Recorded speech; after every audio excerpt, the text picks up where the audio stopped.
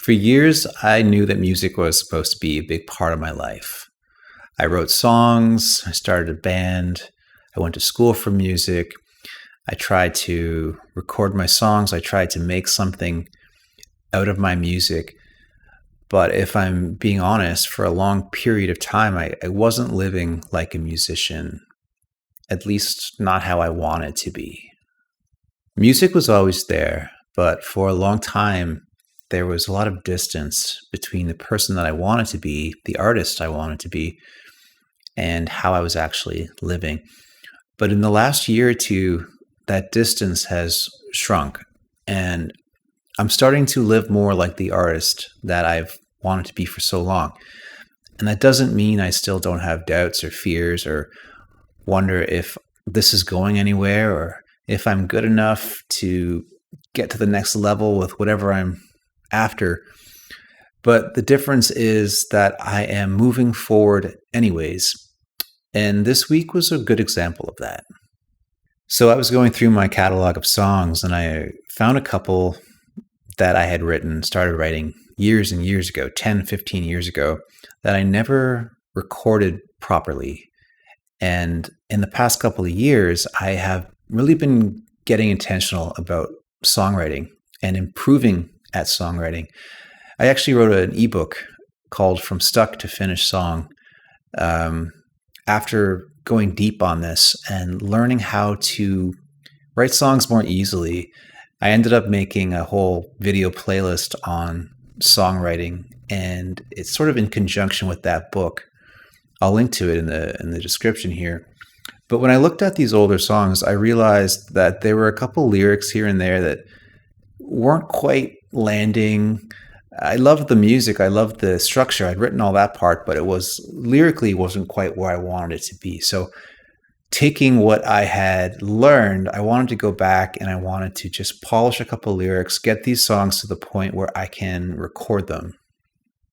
So I sat down and I basically went through them and I got clear on what I was trying to say, what lyrics felt like they weren't really adding to the song or complementing the song, and I worked on those and I got these songs to a point where I felt like, okay, they're feeling aligned now.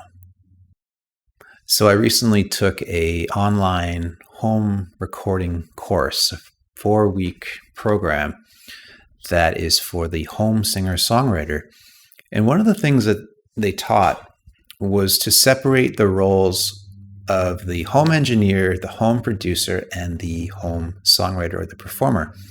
So what I learned to do was basically set everything up in the studio, be the engineer, get the microphones to the right levels, get the positioning right, test the sound, then put on your producer shirt, make sure the space is inviting and warm and feels conducive to creativity, and then step away from the studio, take a walk, go shopping, come back in 15 minutes or an hour or whenever. As the performer, sit down, grab your guitar, and just start playing the songs. And that's exactly what I did.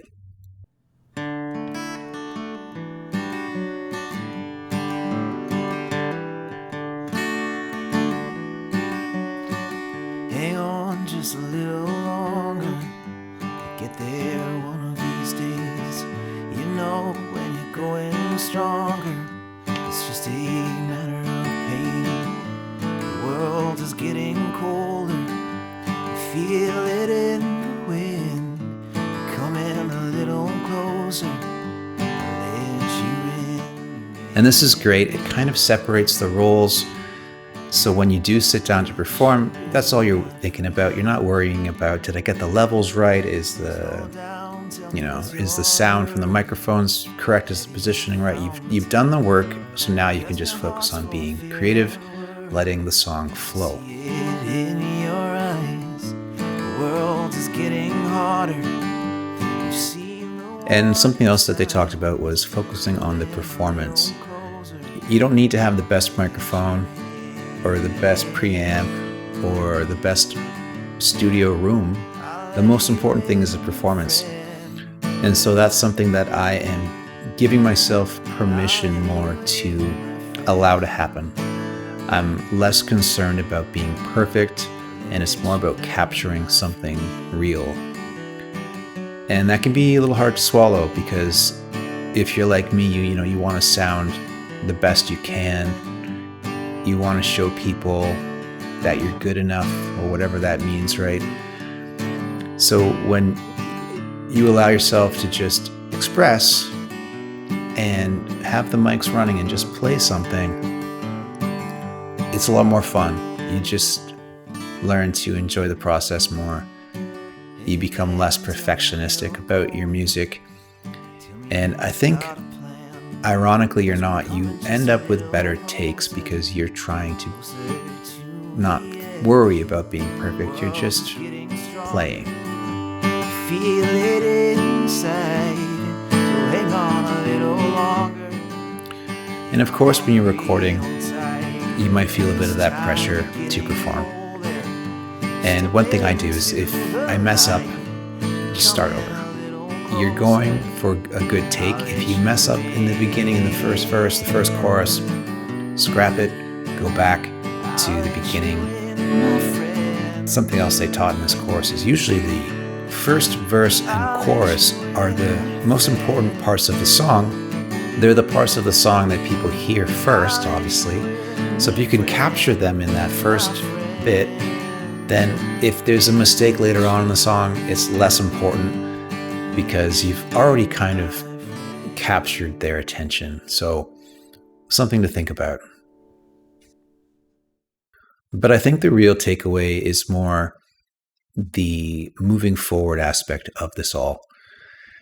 Taking this home recording course, learning a new approach, looking at songs that I like that were unfinished and determining to finish them, to apply them to this approach, to follow through on setting up the studio, engineering the audio, acting like the producer, getting the space set up, and then showing up as a performer and just playing them and just giving it an honest shot.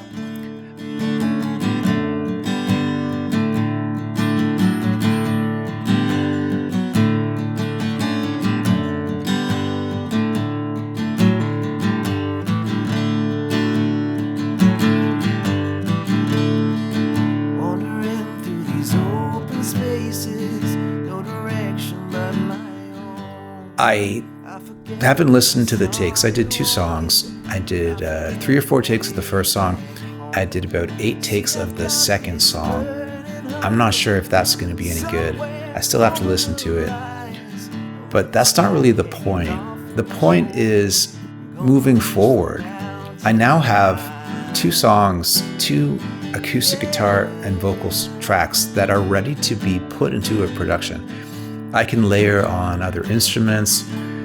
Of course, I'll choose the best take. That'll be my production take. But I can start building on that. And that's what it's all about. It's just about building, making progress on your music, finishing that lyric, recording that song, recording those takes, building your production, adding bass, anything. It's just the matter of taking the next step. Staring through all these empty faces, no one knows me where I go. And I think that's really what living like an artist is. It's nothing special. It's a bunch of ordinary steps.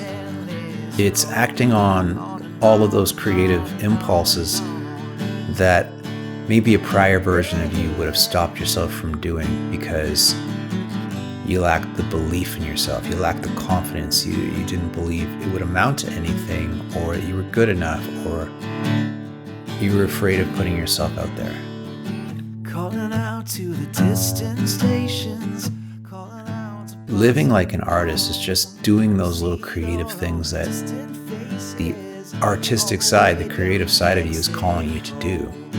To finish that lyric, to practice that song, to set up that microphone, to record yourself, to produce something, to finish something, to share something. These are not extraordinary acts in and of themselves. They are just the next logical step in creating music or whatever that is for you. When we reach for the sky.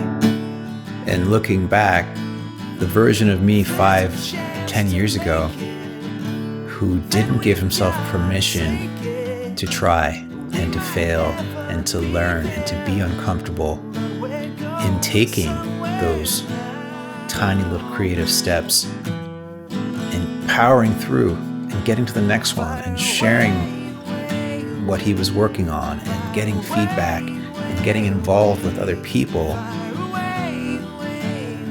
That's what I started to do in the last year or two, which has really transformed my days, what I'm doing. I still have doubts. I still don't really know where this is leading. I don't think I'll ever really know, but it's a lot more interesting. It's a lot more fulfilling. I feel like I'm doing something that means something to me. And that's really cool. Personally, after having spent a long time not doing that for myself. So here's something you can try if you've been feeling stuck musically or creatively. Think of something that you would like to do creatively, something that you haven't been giving yourself permission to do, or you've been too afraid to try, or you haven't given yourself the belief to do it. Pick one thing, and this week, just dip your toe into that thing. It could be, hey, I want to write a song, I want to finish a song. Grab your notebook, sit down, and write for 5, 10, 15 minutes. Maybe it's recording yourself. Set up the microphone and just record yourself. It doesn't have to be perfect. In fact, perfect or good or bad is irrelevant. The only thing that you're going for is, did I move forward with my creativity? Did I move forward with that creative vision that I had? That's really it. Do one thing. Don't make it perfect. Don't make a big thing out of it. It's not your whole life here. It's just, hey, did I do something that my creativity was calling me to do? Do that. Let me know how it goes. And honestly, that's a big part of what interests me these days, both from my own experience and in working with other musicians. It's helping the version of me that I was 5 years ago, the version of me that didn't give himself permission to try, to feel embarrassed, or to succeed, get better. He didn't really give himself permission. He didn't believe he could live a more creative life. So if that's where you're at and you feel that way and you want help with that, I will leave some information below. You can get in touch with me and we can discuss working together. And in the meantime, pick the thing, that little creative thing you wanted to do it, keep moving forward, and I'll see you in the next video. All right, bye.